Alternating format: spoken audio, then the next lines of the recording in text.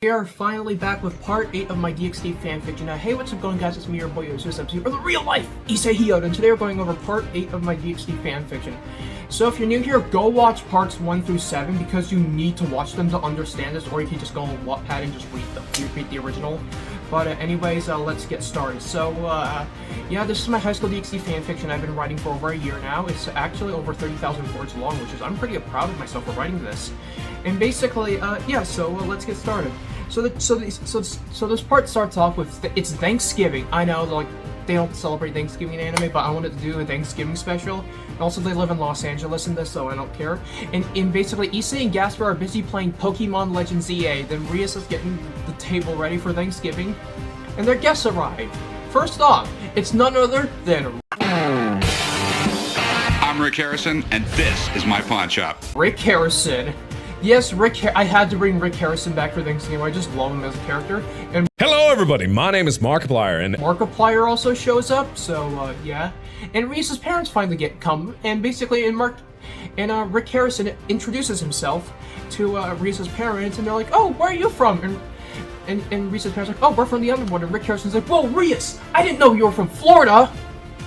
So they're about to eat dinner, right?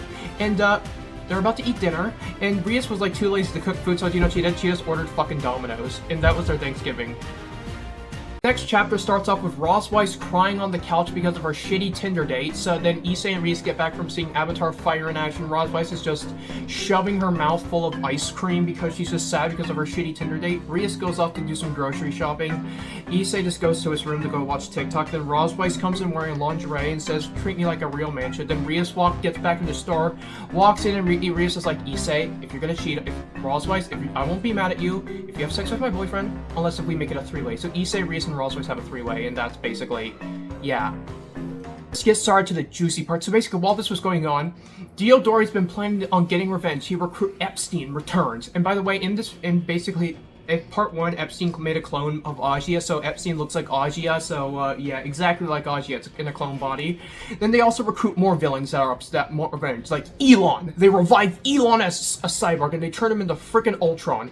And they also recruited Kanye West. And Chris Chan is still with them. So then Issei and the gang find out about this, so they sneak off to where their base is located, Disneyland. They took over Disneyland because they thought it would be funny as hell. And basically when they get there, Gaspar's like, "I'm gonna go sneak off and deactivate the port, go deactivate the power so they can shut off their ultimate weapon because they're turning the Disney castle into a weapon." Gaspar goes off, they split up into teams just to help to keep the guards distracted. So then, Gaspar sneaks off, and he runs into none other than KSI because Diodori kidnapped Mr. Beast and is forcing him to look at Sonic DeviantArt. And KSI's like, "You know what, Gaspar? Sorry about our differences we had. Let's just make a truce and just stop this Diodori guy." Then they get attacked by none other than Elon Musk, and he's like back and like Elon Musk, and he brings some Tesla robots to get rid of them. So then the unexpected team up happened.